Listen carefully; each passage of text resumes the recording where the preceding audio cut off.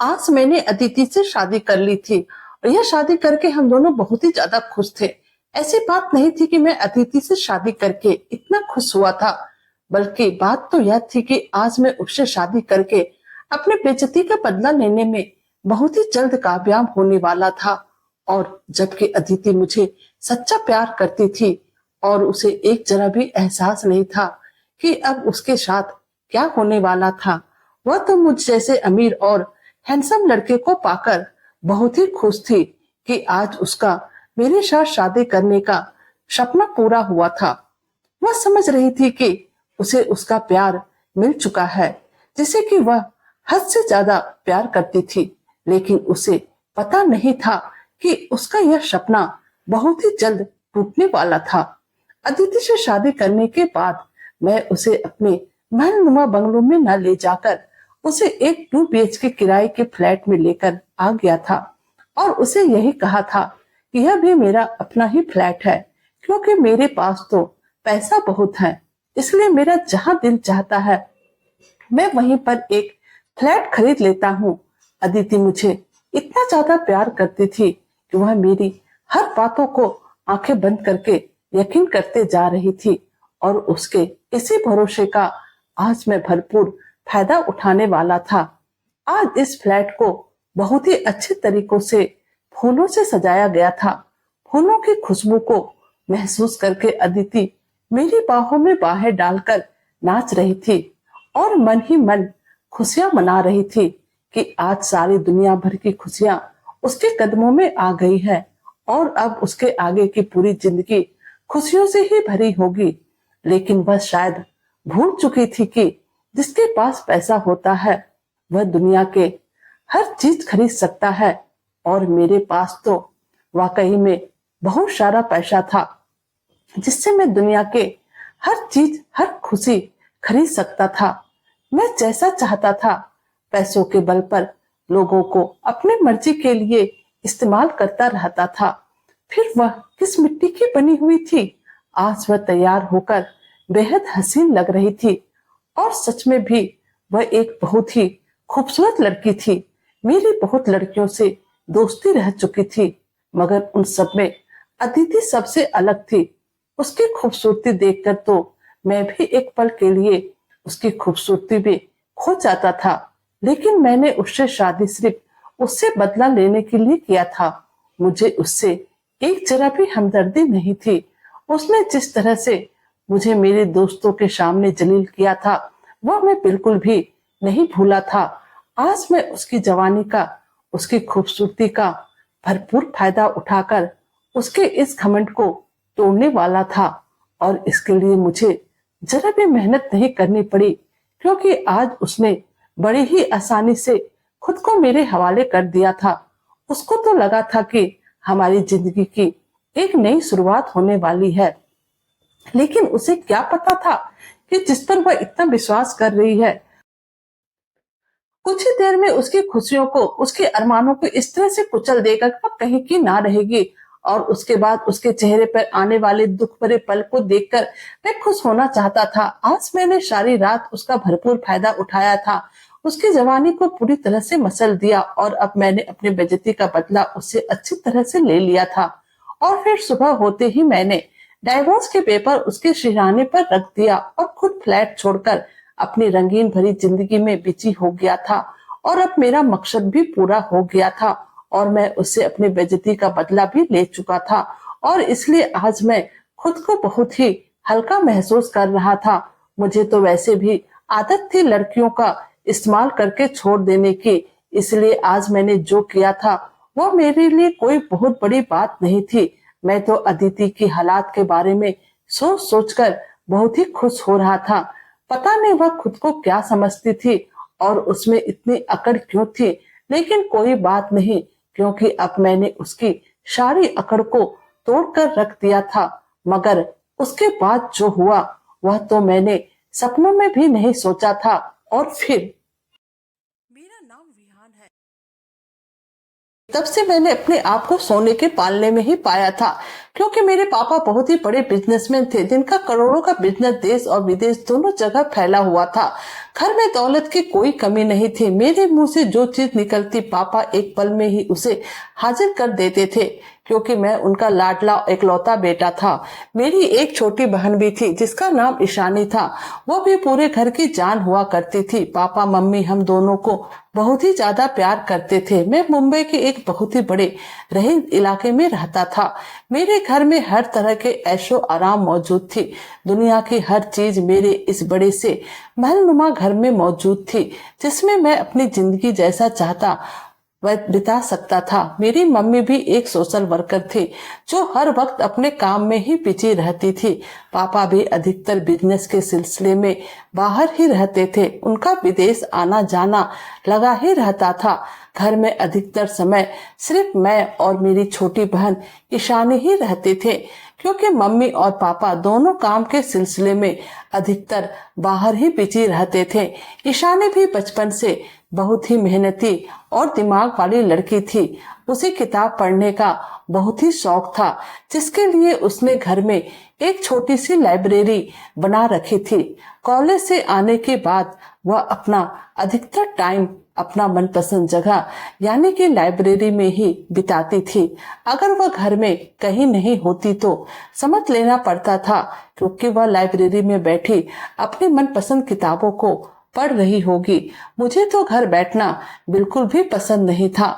जब भी मुझे मौका मिलता, मैं कॉलेज के बाद अपने दोस्तों के साथ खूब मौज मस्ती करता, क्योंकि यही मेरा जुनून था, मेरा शौक था। मैं अपने दोस्तों के साथ हर दिन एक नई जगह पार्टी करता, क्योंकि मेरे लिए मेरे माँ बाप बहन के बाद ज्यादा प्यारे मेरे दोस्त थे।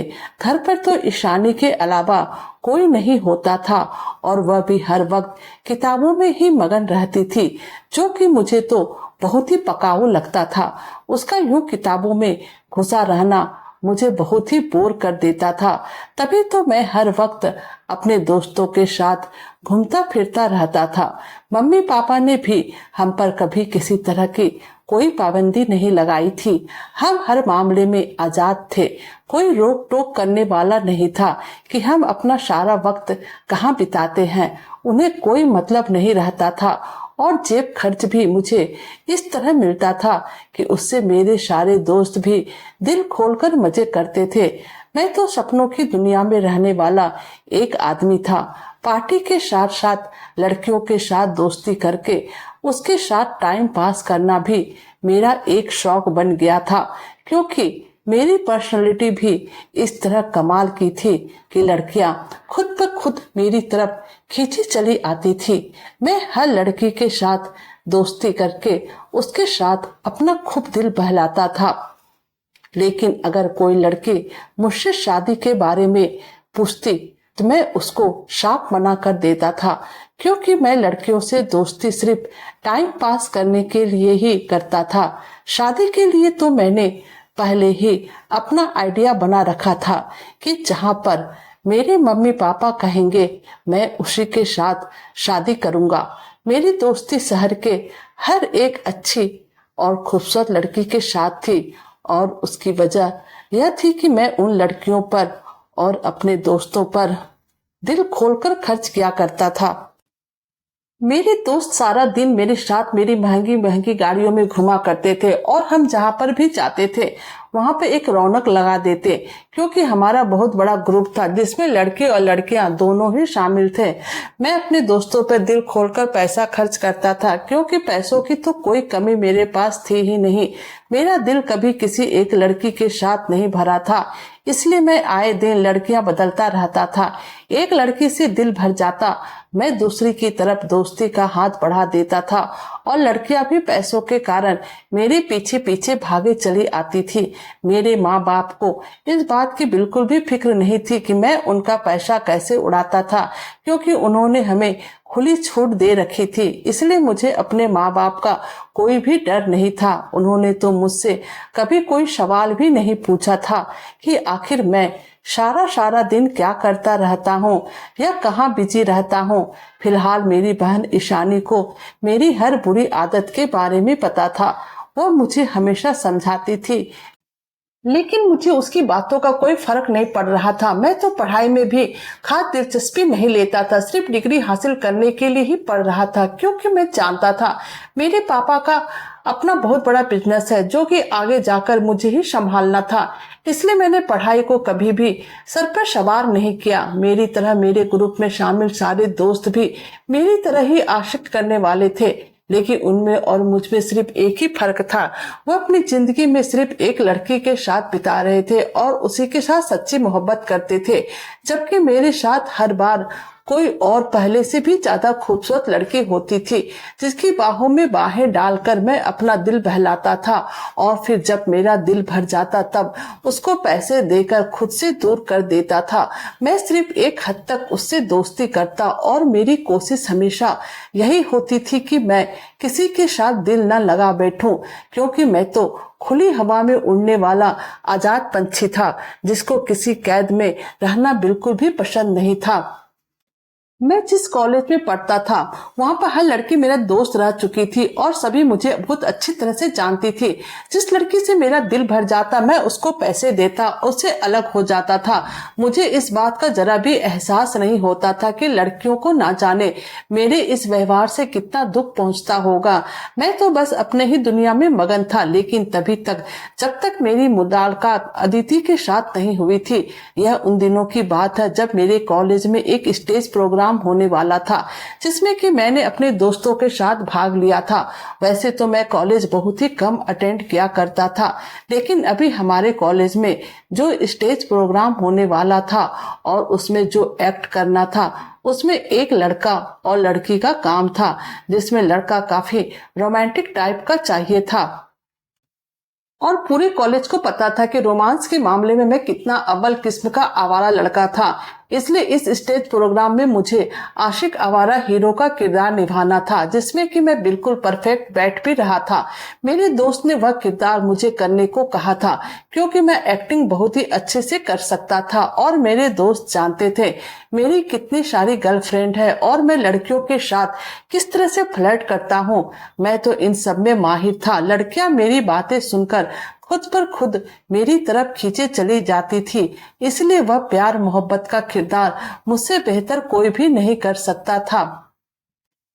मैंने खुशी खुशी ये एक्ट परफॉर्म करने के लिए हामी भर ली थी। मेरे मुकाबले में जो लड़की थी जो कि इस एक्ट की हीरोइन थी, उसका नाम अदिति था। हमें स्टेज पर किरदार करने की एक्टिंग करने के लिए एक दूसरे के साथ कुछ दिन टाइम बिताना था, ताकि हम इस एक्ट को और भी अच्छे से कर सके और डायलॉग याद कर सके। इसलिए अदिति कुछ दिन से मेरे साथ ही थी। वह देखने में भी काफी खूबसूरत थी, लेकिन वह अपने आप में और अपने काम में ही मगन रहती थी।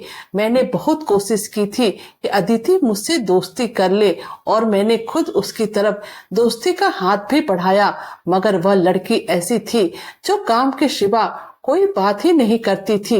वह मेरे पास तभी आती जब हमको एक्टिंग करनी होती थी। उसके अलावा उसने कभी भी मुझसे कोई बात नहीं की थी, जबकि मैंने बहुत ही कोशिश की थी कि उसका ध्यान अपनी तरफ आकर्षित कर सकूं।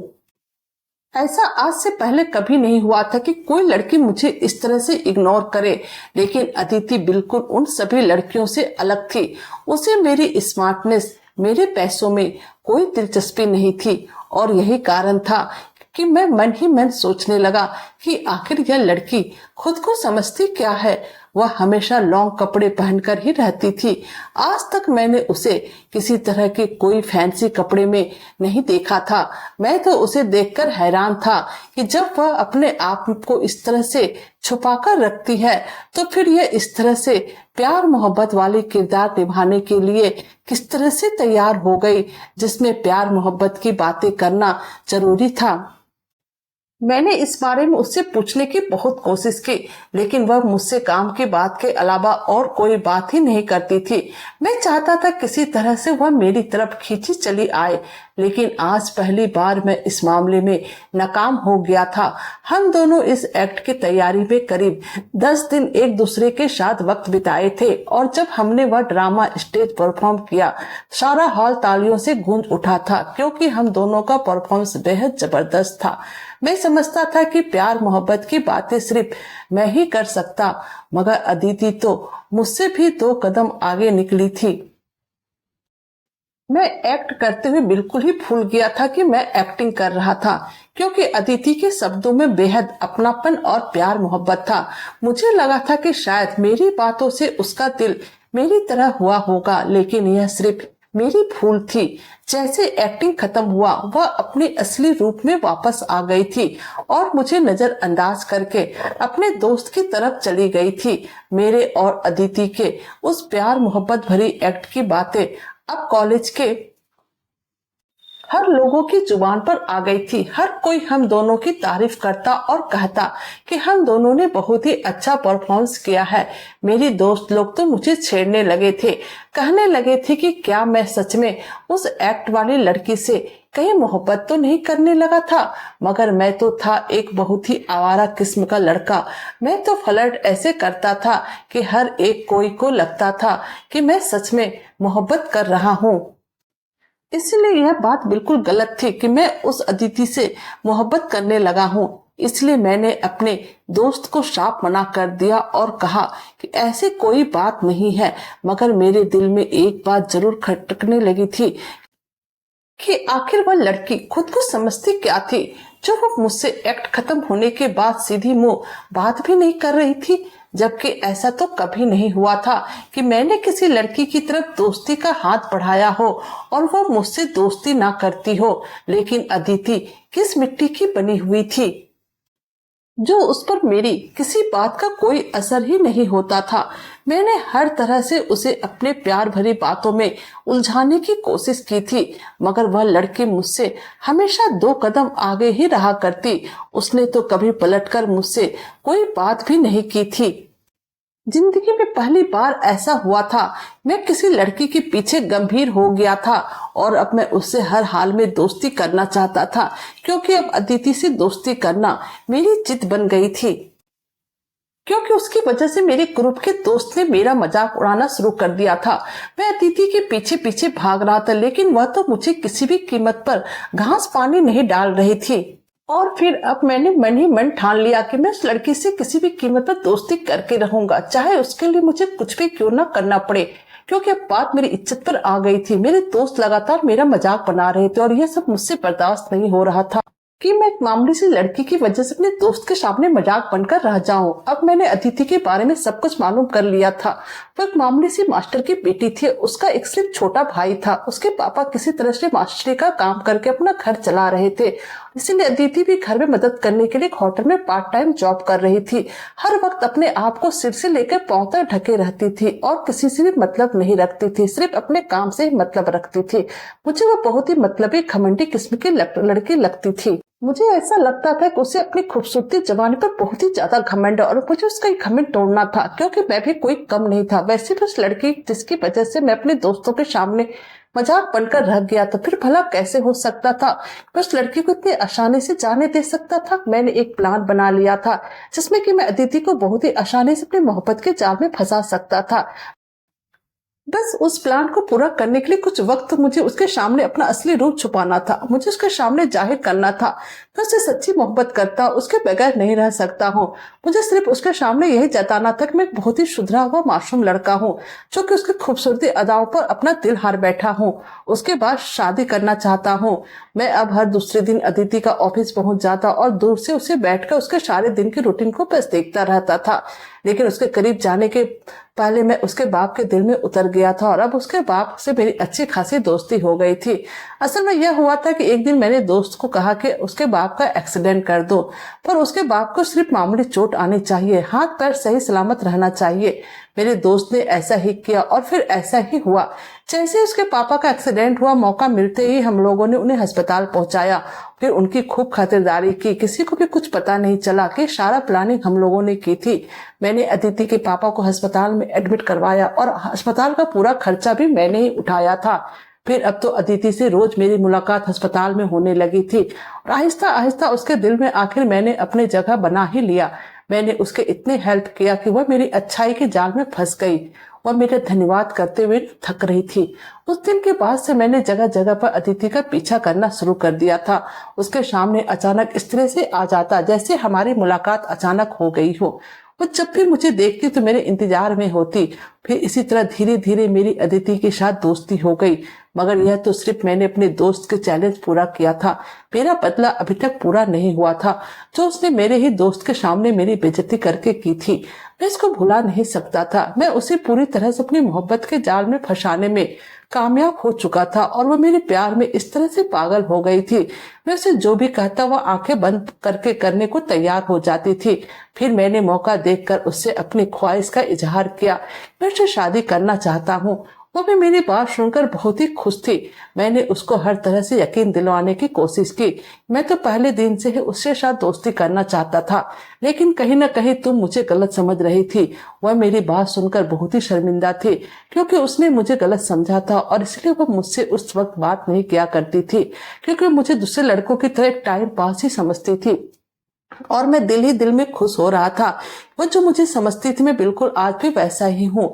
आखिर वह मेरे जाल में फंसी गई थी। वैसे वह खुद को बहुत चालाक और होशियार समझती थी, मगर मैं उससे ज्यादा होशियार था। मैंने इसको अंदाजा भी नहीं होने दिया कि मैं उसके साथ मोहब्बत का खेल रच रहा हूँ। मैं तो सिर्फ उसका इस्तेमाल कर रहा था और वह कितनी आसानी से मेरी बातों में आ गई थी। वह हर तरह से मेरी मोहब्बत के जाल में फंस चुकी थी। उसके पास निकलने का कोई दूसरा रास्ता भी नहीं था। मैंने उसे शादी करने का फैसला किया था और फिर किराए का माँ बाप बनाकर उसके घर रिश्ता लेने के लिए भेज दिया। वह शायद अपने घर पे पहले ही अपने मम्मी पापा से हमारे रिश्ते के बारे में बात कर चुकी थी और फिर उसके मम्मी पापा ने बहुत ही आसानी से मेरा रिश्ता कबूल कर लिया। हम दोनों की शादी की तारीख भी रख दी गई थी। मैंने ये सब कुछ अपने असली माँ बाप को बताए बगैर ही किया था, क्योंकि अगर उनको इस बात का पता होता मैं उनकी दी गई आजादी का इस तरह फायदा उठा रहा हूं तो मेरी हर तरह की आजादी पर पाबंदी लगा देते। अदिति को लगा था कि जैसे मैं उसके साथ सारी जिंदगी बिताना चाहता हूं, तभी तो मुझ पर मर मिटी थी। मैंने उसकी शादी की शॉपिंग भी करवाई, दिल खोलकर उस पर पैसा खर्च किया ताकि उसको जरा भी शक ना हो कि मैं सिर्फ उसके साथ टाइम पास कर रहा हूँ। फिर मेरी और अदिति की शादी हो गई। हम दोनों बहुत ही खुश थे। मैं इसलिए खुश था क्योंकि मैं अपनी बेइज्जती का बदला लेने में बहुत ही जल्द कामयाब होने वाला था, जबकि वह तो मुझ जैसे अमीर आदमी और हैंडसम लड़के को पाकर खुश थी, जो कि शायद उसका बहुत बड़ा सपना था। लेकिन बहुत जल्द उसका सपना टूटने वाला था। शादी करने के बाद मैं अदिति को लेकर किराए के फ्लैट में आ गया था। उसे यही कहा था कि यह मेरा अपना फ्लैट है, क्योंकि मेरे पास तो पैसा बहुत है, इसलिए मेरा यहाँ जहाँ दिल चाहता है मैं एक फ्लैट खरीद लेता हूँ। वह तो मेरी हर बात पर आंखें बंद करके यकीन कर लिया करती थी और मैं उसके इसी भरोसे का भरपूर फायदा उठाना चाहता था। वह मेरी बाहों में बाहें डालकर आज फ्लैट में आई थी। उसे तो ऐसा लग रहा था जैसे दुनिया भर की खुशियां उसके कदमों में आ गई है। आज वह तैयार होकर बेहद हसीन लग रही थी। वह सच में बहुत ही खूबसूरत लड़की थी। मैं बहुत खूबसूरत लड़कियों से दोस्ती कर चुका था, मगर अदिति उन सब में बेमिसाल थी। उसकी खूबसूरती देखकर तो एक पल में भी उसका दीवाना हो गया। ये भूल गया कि आखिर मैंने इसके साथ शादी क्यों की है। लेकिन फिर मैं होश में आया और अपने मकसद की ओर आगे बढ़ा। मैंने उसकी मोहब्बत का भरपूर फायदा उठाया। उस रात अदिति ने आसानी से खुद को मेरे हवाले कर दिया था। उसको तो लगा था कि हमारी जिंदगी की नई शुरुआत हो चुकी है और सुबह का उजाला उसके जिंदगी में सिर्फ खुशियां ही लेकर आने वाली है। लेकिन मैं उसकी खुशियों को शुरू होने से पहले ही मार देना चाहता था। मैं खुद अपने हाथों से उसकी खुशियों का गला घोट देना चाहता था। उसके चेहरे पे आने वाले दुख भरे पल को देखकर खुश होना चाहता था। आज मैंने सारी रात उसका भरपूर फायदा उठाया था। उसके शरीर को इस तरह से मसला था कि वह कच्ची कली से फूल बन चुकी थी और फिर उस फूल की सारी खुशबू ले लेने के बाद सुबह होते ही मैं बेड पर डाइवोर्स पेपर रख दिए थे, क्योंकि अब मेरी बेइज्जती का बदला पूरा हो चुका था। मैं टाइपस पेपर उसके सिरहाने पर रखकर वो फ्लैट छोड़कर वहां से निकल गया और फिर अपनी जिंदगी में बिजी हो गया, क्योंकि मेरा मकसद पूरा हो चुका था। मैंने अच्छी तरह से अपनी बेइज्जती का बदला उससे ले लिया था, इसलिए अब मैं अपने आप को बहुत ही हल्का महसूस कर रहा था। मुझे तो वैसे भी लड़कियों को इस्तेमाल करके छोड़ने की आदत थी। लड़कियों को इस्तेमाल करके छोड़ देना मेरे लिए कोई बहुत बड़ी बात नहीं थी। पता नहीं वह खुद को क्या समझती थी, उसमें इतनी अकड़ क्यों थी, लेकिन मैंने उसकी सारी अकड़ को तोड़ दिया था। मगर उसके बाद जो कुछ होने वाला था वह तो मैंने सपने में भी नहीं सोचा था। अभी तक अदिति की जिंदगी को बर्बाद करके मैं बहुत ही ज्यादा खुश हो रहा था और अपने आप को बहुत ही तेज समझ रहा था, और मैंने तो ये सोचा भी नहीं था कि लोगों के साथ इस तरह से पंगा लेना मेरी जिंदगी की कितनी बड़ी गलती थी। जब मैंने अदिति को छोड़ा था तो उसके घर वालों में से एक बार भी किसी ने नहीं पूछा कि आखिर मैंने अदिति के साथ ऐसा क्यों किया, और वैसे भी उन लोगों को मेरी सामने हैसियत ही क्या थी। अगर अदिति के परिवार वाले मुझसे इस बारे में बात भी करते तो फिर मैं पैसों के बल पर इन सब से भी छुटकारा पा ही लेता, लेकिन उन लोगों ने एक बार भी मुझे इस बारे में बात नहीं की, और मैं भी अब अपना बदला लेने के बाद अपनी जिंदगी में पीछे हो गया। मेरी अदिति की शादी को लेकर डाइवोर्स तक के किसी के कानों कान खबर नहीं हो सकी थी। मेरी जिंदगी में उसके चले जाने से कोई फर्क नहीं पड़ा था, और फिर उस बीच मेरा कॉलेज भी खत्म हो चुका था। फिर मैं अपने पापा का बिजनेस संभालने में बिजी हो गया था और अदिति को लगभग भूल ही चुका था। वैसे भी मुझे उससे प्यार तो था नहीं जो कि मैं उसे याद रखता। मम्मी पापा मुझसे बहुत ही खुश थे क्योंकि मैंने उनका बिजनेस अच्छे से संभाल लिया था। हम सब एक बार फिर से अपने काम में बिजी हो गए थे। ऐसे ही एक दिन जब मैं ऑफिस में काम कर रहा था, एक नौकर ने मुझे खबर दिया कि सर आपसे कोई मिलने आया है। मैंने कहा अंदर भेज दो। फिर जैसे ही वह अंदर आए मुझे उसे देखकर एक जोरों का झटका लगा, क्योंकि मैंने देखा कि अदिति मेरे होने वाले बहनोई के साथ आए हुए थे। यह देखकर तो मुझे चक्कर आने लगा कि आखिर अदिति मेरे होने वाले बहनोई आशीष के साथ क्या कर रही है, क्योंकि उस वक्त अदिति और आशीष दोनों ही शादी के जोड़े में मेरे सामने खड़े थे। और फिर आशीष ही अदिति को लेकर मेरे ऑफिस में आया था। मैं हैरत भरी नजरों से उन दोनों को देख रहा था। फिर आशीष मुझे कहने लगा, इसमें इस तरह से देखने वाली कोई बात नहीं है, अब मेरी बात ध्यान से सुनो। और फिर उसके बाद आशीष ने मुझे जो कहानी सुनाई वह सुनकर मेरे दिल की धड़कन तेज हो गई। वह कहने लगा, अदिति यूं ही रोड पर चली जा रही थी, इसे किसी चीज का कोई होश नहीं था। इसे यह भी होश नहीं था कि बीच सड़क पर चल रही, और फिर अचानक चलते चलते मेरी गाड़ी से टकरा गई और फिर बेहोश हो गई। फिर जब इसको 3 दिन के बाद होश आया तो इसने अपनी कहानी सुनाई तो मैं हैरान रह गया, और मैं इसके शादी करने पर मजबूर हो गया, क्योंकि यह अपने आप को खत्म कर देना चाहती थी, और मैं इतनी खूबसूरत लड़की को ऐसे मरते हुए नहीं देख सकता था। और तुम्हारे किए की सजा तुम्हें मिलनी ही थी। तुम्हारे इसी अय्याशी ने मेरी बहन को मार दिया था, और एक दिन ऐसे ही सदमे में आकर वह खुदकुशी करके मर गई थी। जब वह मरी थी उसके पास से एक खत मिला था जिसमें तुम्हारे घर का पता, तुम्हारे माँ बाप का नाम, तुम्हारा बिजनेस, तुम्हारी बहन का डिटेल लिखा हुआ था। उसने मुझसे कहा था, भाई अगर तुम मेरा बदला लेना चाहते हो तो इसकी बहन को भी इसी तरह तड़पाना जिस तरह से मैं तड़प कर मर रही हूँ, क्योंकि हम गरीब लोग थे। तुम गरीबों का फायदा उठाना बहुत अच्छी तरह से जानते थे। और फिर उस दिन मैंने खुद से वादा कर लिया था मैं अपनी बहन का बदला किसी भी कीमत पर लेकर रहूंगा, और आज मैंने ले लिया। मैंने भी तुम्हारी बहन को अपने प्रेम जाल में फंसाया। तुम्हारी बहन मुझे दिलो जान से चाहती है, और शायद मैं उसे ना मिलूं तो वो मर भी जाएगी, इसमें कोई शक नहीं है। और आज मैंने अदिति को नई जिंदगी देकर अपनी बहन की आत्मा को शांति पहुंचाई है। यह तुम्हारे बच्चे की माँ भी बनने वाली है, जिसे कि मैं कभी भी एक्सेप्ट नहीं करूंगा, और यह भी सिर्फ वह बच्चा पैदा करके तुम्हें दे देगी, वह भी पूरी बदनामी के साथ। और हम इस बच्चे को ऐसे नहीं देने वाले हैं। हम इस बच्चे को लेकर कोर्ट तक जाएंगे, और जब तुम्हारी बहन को तुम्हारी इस काली करतूत के बारे में पता चलेगा, और यह पता चलेगा कि सिर्फ तुम्हारे कारण से मैंने उसके साथ यह सब किया, तुम्हारी बहन ऐसे ही तड़प तड़प कर मर जाएगी। और सच में आशीष और अदिति ने अपना कहा कर दिखाया था। मेरी बहन ने जब यह सुना तो वह सच में सदमे में चली गई थी, क्योंकि वह आशीष से दिलो जान से चाहती थी और उसके बिना रहने की कल्पना भी नहीं कर सकती थी। मुझे तो इतना गुस्सा आ रहा था, ऐसा लग रहा था अभी कभी आशीष को जान से मार दो, लेकिन मैं कुछ नहीं कर सकता था। सच कहते जब अपने पर बीतती है तब दुख का पता चलता है। मैं तो इन शब्दों को बस नॉर्मल ही लेता था, परंतु आज पता चला कि मेरी बहन को देख करके किसी के साथ प्यार किस हद तक किया जाता है। मेरी बहन आशीष को खो देने के बाद अपने आप को मिटा देना चाहती थी। वह किसी भी हाल में आशीष को पाना चाहती थी, लेकिन अब यह मुमकिन नहीं था क्योंकि आशीष अदिति से शादी कर चुका था और उसकी वापसी का कोई रास्ता नहीं था।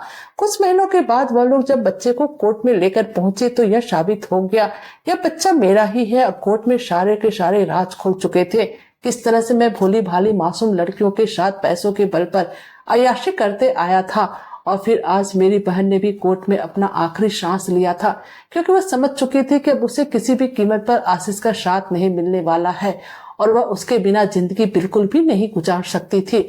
उसने कोर्ट में ही अपने आप को खत्म कर लिया था। वह इस दुनिया को छोड़कर जा चुकी थी और मेरा हंसता खेलता परिवार बिखर गया था और इन सब की वजह सिर्फ और सिर्फ मैं ही था।